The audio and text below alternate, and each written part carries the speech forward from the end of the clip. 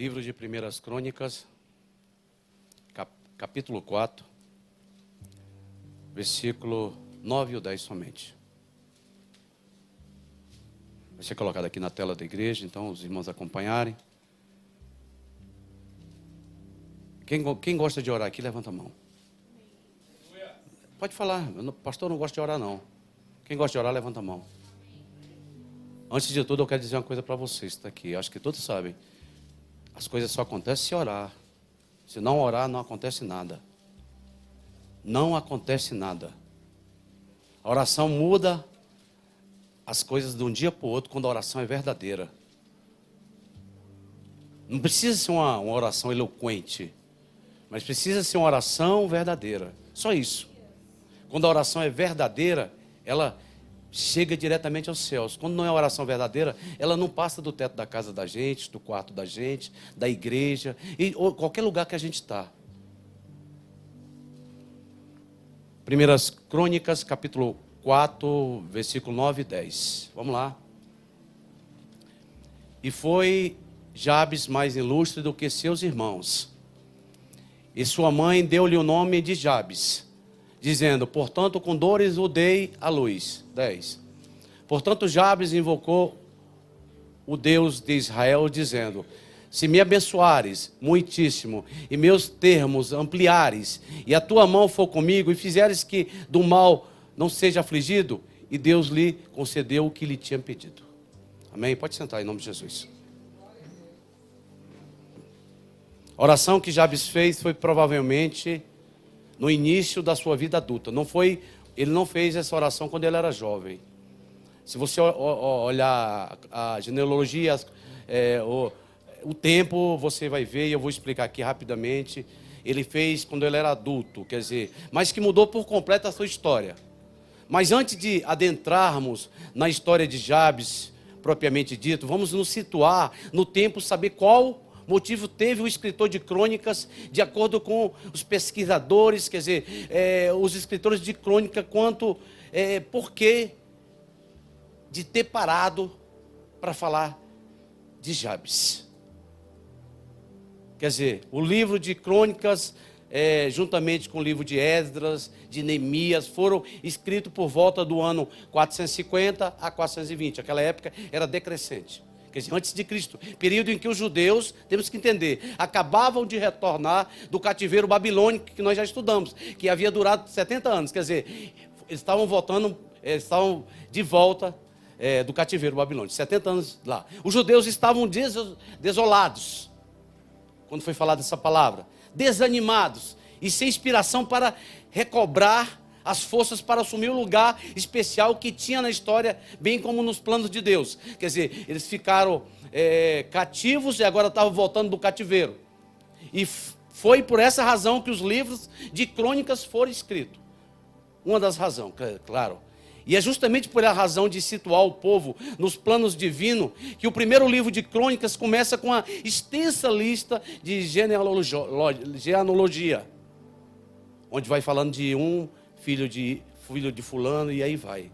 Quer dizer, e dentre essas genealogias, o escritor, ao citar Jabes, um dos descendentes de Judá, no capítulo 4, faz questão de dizer que ele teve a sua história.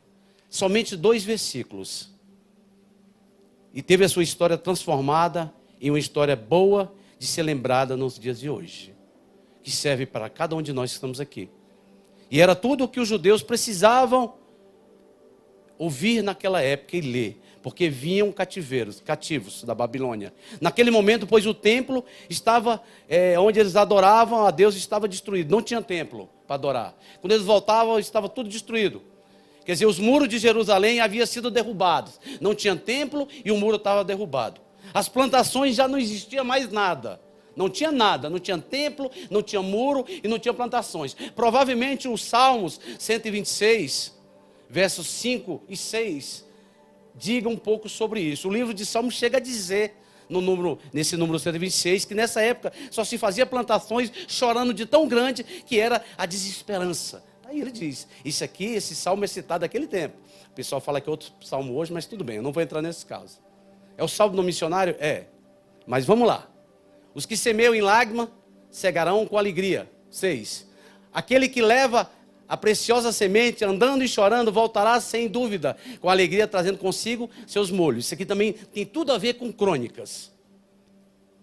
Porque eles iam plantar e voltavam chorando porque não tinha mais nada. O templo derrubado, quer dizer, os muros derrubados, não tinha templo e também não tinha plantações, não tinha nada quando voltaram cativos. E é importante percebermos que Jabes, na sua oração, que coloca ela de volta, não oferece nada em troca a Deus igual se faz hoje.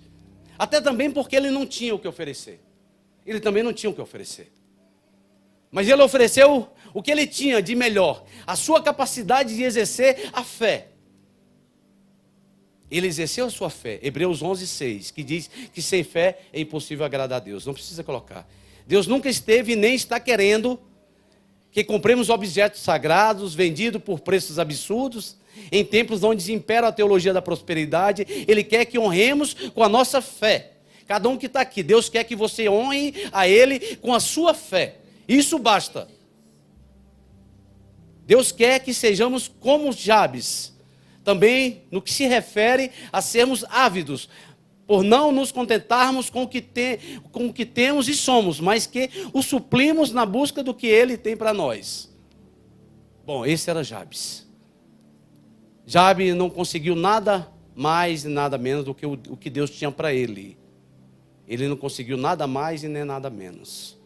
Percebam que o texto diz que ele invocou o Deus de Israel. Está lá, ó. Invocou o Deus de Israel. Invocar no dicionário Aurélio, ou no bíblico, é o mesmo que recorrer. Recorreu a Deus. Ele recorreu ao Deus de Israel e era o Deus que havia prometido a prosperar o povo de Israel. E Jabes era um israelita. Então, ele recorreu aonde ele tinha que recorrer. Ele buscou aonde ele tinha que buscar. É o que nós precisamos fazer. Recorrer na hora certa e falarmos o que precisa de fazer. Busque e só se contente com o que Deus tiver para você. Não adianta ficar pedindo coisas grandiosas. Busque e se contente com o que Deus tem para você.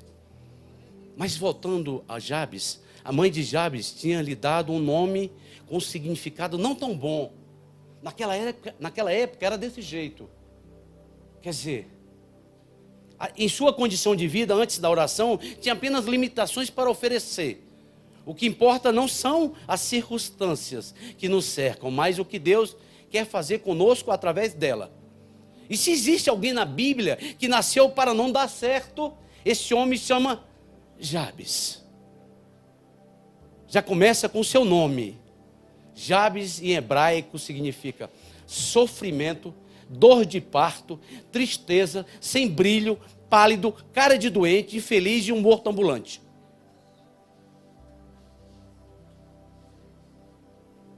Esse era o nome dele.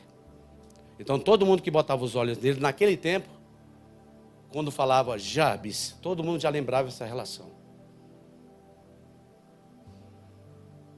Foi-lhe dado esse nome a nascer, porque sua mãe sofreu muito a dar a luz a ele.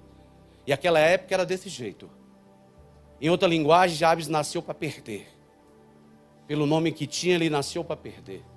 Imagine quando ele era jovem, todo mundo olhava para ele e falava: você quase matou sua mãe. Você não tem brilho. O seu nome é dor de parto. E assim se seguia. Mas ele rejeitou toda a simbologia do seu nome negativo de berço familiar e deu um salto magistral para o sucesso, tornando-se alguém digno, respeitável, o mais ilustre dos irmãos. A palavra diz isso no versículo anterior. 9 fala que ele era o quê? E foi Jabes mais ilustre do que os seus irmãos. Assim a palavra diz. Ele foi o homem mais notável do seu tempo, mesmo tendo um nome que podia fazer com que ele fosse um fracassado, ele não aceitou. Quer dizer, a razão pela qual foi, talvez quando ele orava, a sua oração era diferente da dos outros.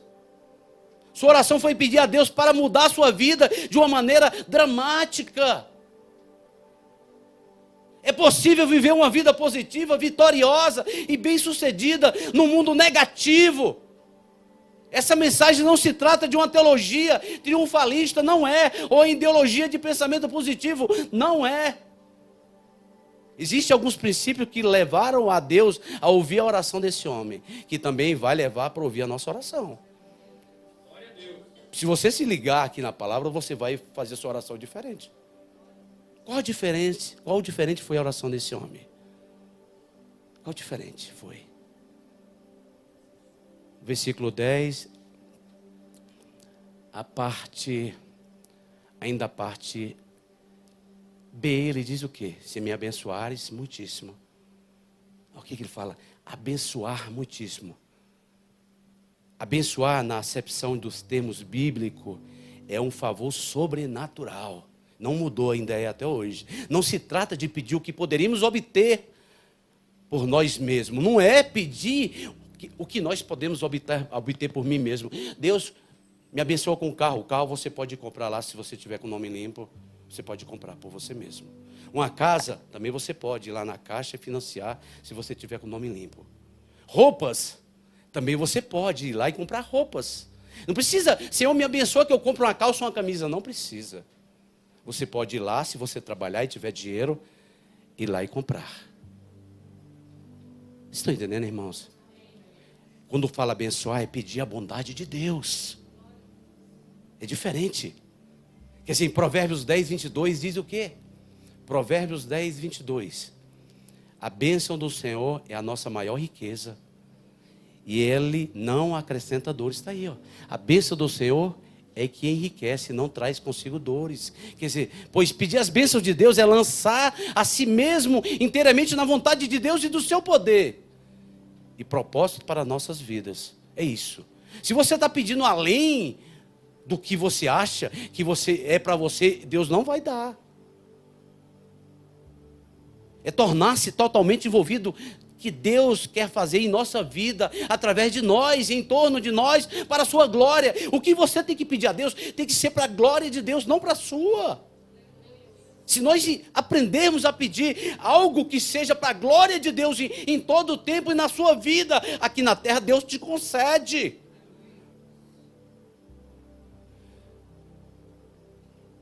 É deixar Deus completamente decidir que bênçãos serão, onde e quando Ele vai te abençoar. É deixar, sabe? Romanos 8:37 diz o quê?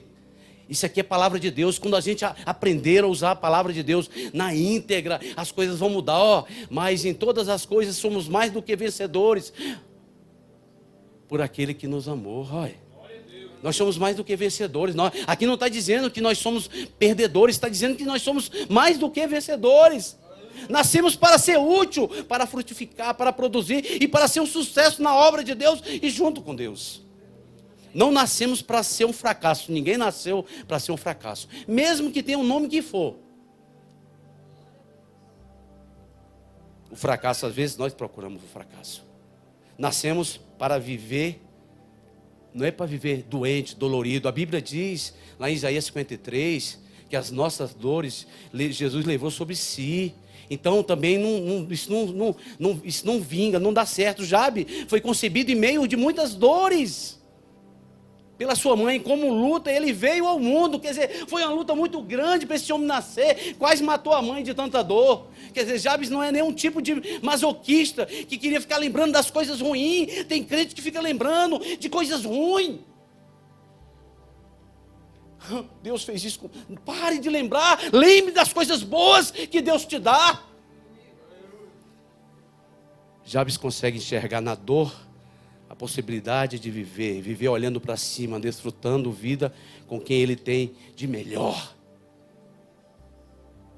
Não podemos viver demonstrando que as pessoas precisam ter pena de nós. Tem crente que anda que todo mundo fala, tadinho, sofre tanto aquilo ali. Tem gente que, sabe, se automutila assim espiritualmente. E tem crente que fica falando, ninguém me ama, eu não tenho oportunidade, eu nasci para sofrer nesse mundo. Tem alguns até que falam que isso alguns crentes eu já ouvi falar que isso é um karma que ele carrega. Aonde que crente tem karma? Não nascemos para viver murmurando. Isso é palavra de Deus, Coríntios 10:10. 1 Coríntios 10:10. Não nascemos para viver murmurando. Pare de murmurar, pare de reclamar. E quando parar, a graça e a vontade de Deus chega na tua vida. A murmuração, quando a gente murmura, Deus tranca a porta e tira a chave. Não murmureis, como também alguns deles murmuram e pereceram pelo destruidor.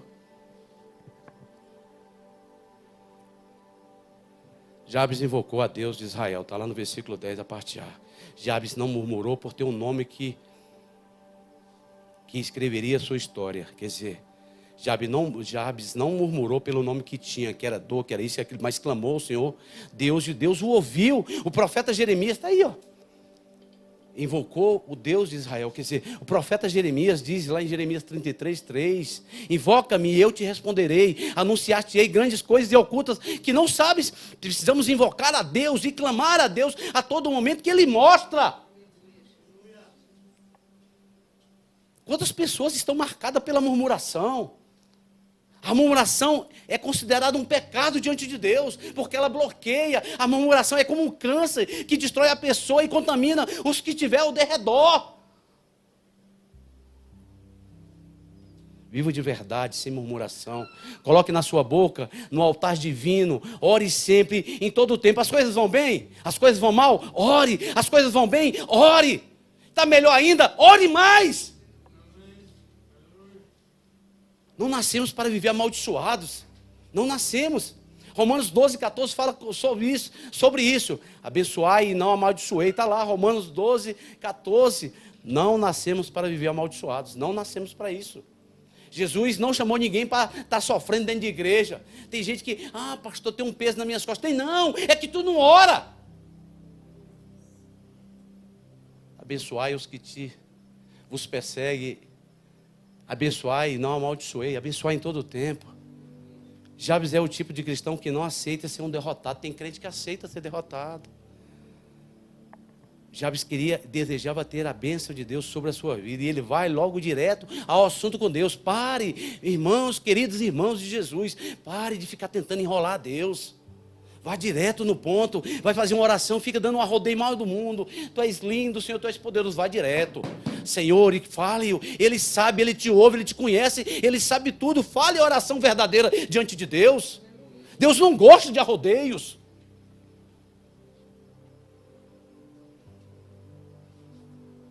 Não podemos aceitar em hipótese alguma. Eu já dei esse estudo aqui. Maldição sobre a nossa vida.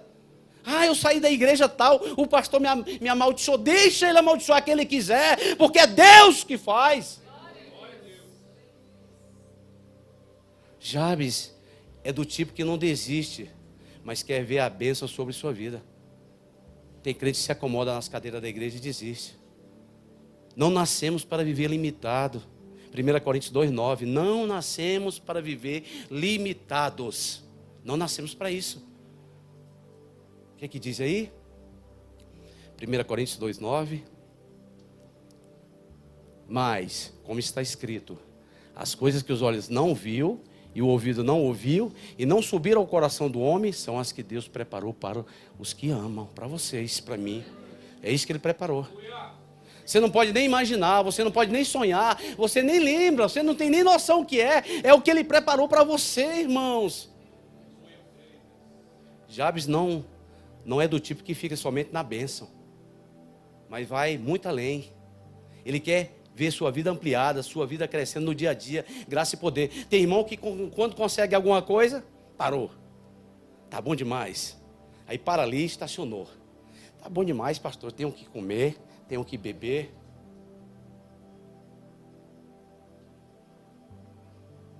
Ele não estacionou. Ele queria a sua vida ampliada. Volta para lá, deixa lá, por favor. Sempre voltando para lá. Ele queria que a sua vida fosse ampliada. Ele fala, amplia, quer dizer, aumenta. Ele não estava querendo que Deus desse posse para ele não ampliar. É numa visão diferente. Desculpa o que eu vou falar, irmãos. Isso aqui só é vítima da vida medíocre e miserável. Quem quer ser? Porque com Jesus ninguém é. A Bíblia diz que somos mais do que vencedores, então eu tenho que acreditar, eu sou mais do que vencedor em Cristo Jesus. Aí tem gente que não, consegue alguma coisa, está bom demais, pastor, não precisa de mais nada. Aquele espírito conformista, é esse o nome. Se conforma com tudo. Não, pastor, já tem 3 calças, já dá para me viver a vida toda desse jeito, eu lavo uma. Davi foi um tipo de homem que sempre via a possibilidade de conquistar algo novo. Você que está aqui, você tem que ter a visão de conquistar algo novo. Não é só ficar, eu só quero aquilo e parar. Tenha na visão, não é oi grande, não é isso. A visão de conquistar algo novo, a possibilidade de conquistar algo novo. Tem gente que consegue um emprego e para. Fica a vida toda, numa profissão, a vida toda. Eu passei no curso, vou tentando outro, até chegar aonde Deus quer que você tá. Mas não, pastor, eu estudei pouco aqui, tá bom. Não!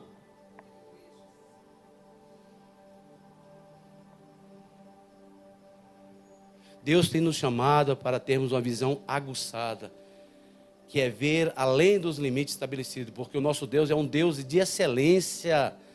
Não nascemos para viver cercado pelo mal. Tem gente que se incomoda. Sabe, se forma em alguma coisa, mas não toma posse.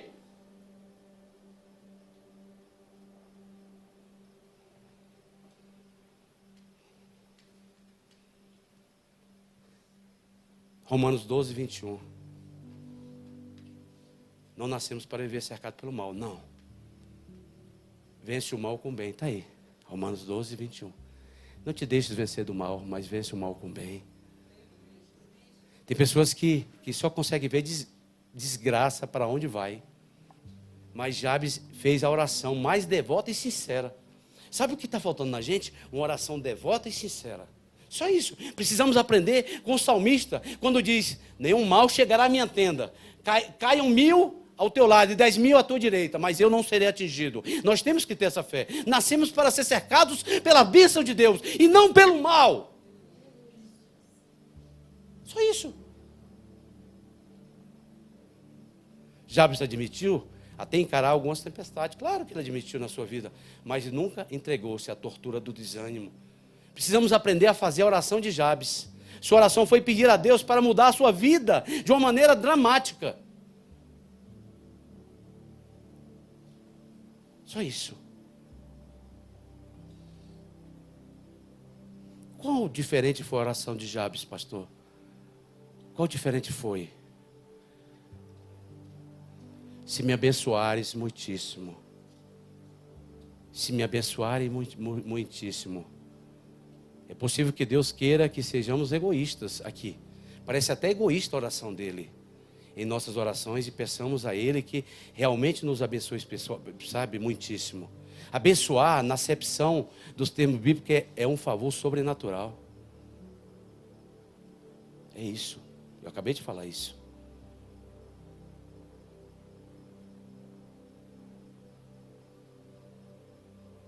É tornar-se envolvido no que Deus quer fazer em nós, através de nós, em torno de nós, para a sua glória. Também já falei isso. O que poderíamos perder por não pedir o que as bênçãos de Deus estejam sobre nós? O que poderíamos perder? Diga. Perderíamos o que deixamos de pedir. O que não está acontecendo na tua vida, você está perdendo e eu estou perdendo, porque não pedimos. Deixamos de pedir, porque Jesus disse, pedi e vos será dado. Será que Jesus... Pedi e vos será dado. Tiago ainda diz o quê? Nada tendes porque não pedes. E quando pedes, pede mal. Sabe aquela oração? Eu vou até usar uma expressão que eu tenho que usar. Aquela oração meia boca. É ela, desse jeito.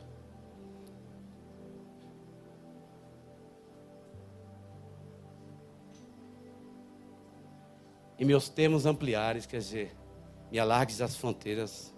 Você acha que Deus tem mais para você do que você experimenta hoje? Reflita agora. Você acha que Deus tem muito mais para você do que você está vivendo? Você acha que Deus tem mais para você? Acha? E por que isso não vai atrás? Tu acha que Deus tem mais para você? Tem? O que está faltando?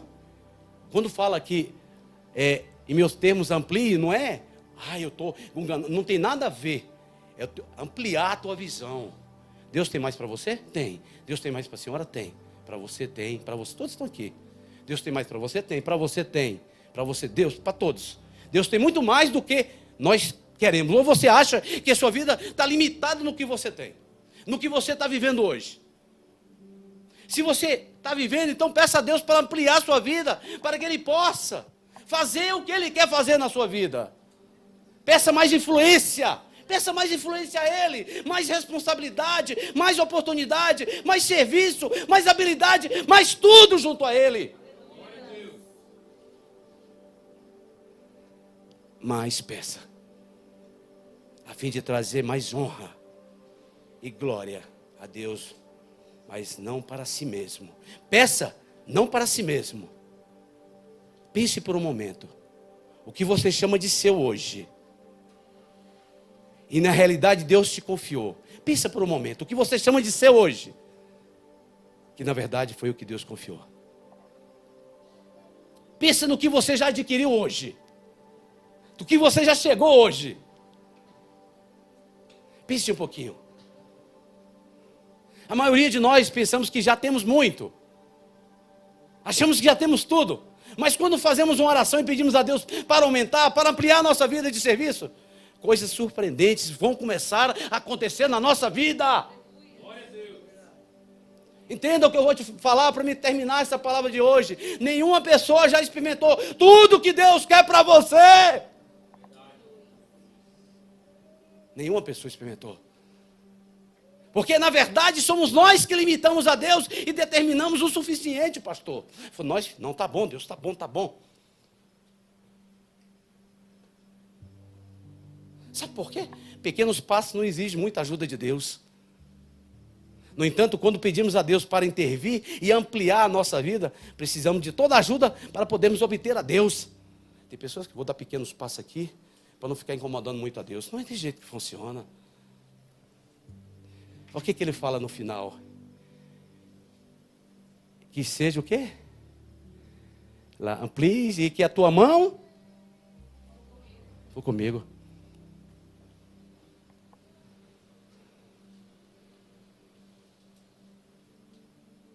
Tua mão for comigo. Quando pedimos para a mão de Deus intervir, as coisas acontecem tão rápido, as coisas vão além da nossa capacidade de resolver. Quando Deus assume o controle das nossas vidas, Ele espera de nós coisas como nunca podemos lidar sozinhos. Não falharemos a menos que Deus esteja autorizado a intervir, portanto, nos nossos pedidos. Às vezes nós não autorizamos a Deus a intervir. Não pede nem que a mão de Deus esteja comigo. Quer dizer, Deus, me prepara. Não, Deus quer algo diferente. Ele quer que a mão dele esteja com você. Temos que sair com fé para fazer as coisas que Deus coloca em nossa vida. Deus fez isso, mais ninguém. Deus me levou, Deus me deu a palavra e mais ninguém. Deus que dá o poder e mais ninguém. Quando pedimos a mão de Deus, como Ele pediu aí, sobre nós os resultados que ocorrem pode ser explicado apenas com a mão de Deus. Amém? Que Deus abençoe vocês em nome de Jesus.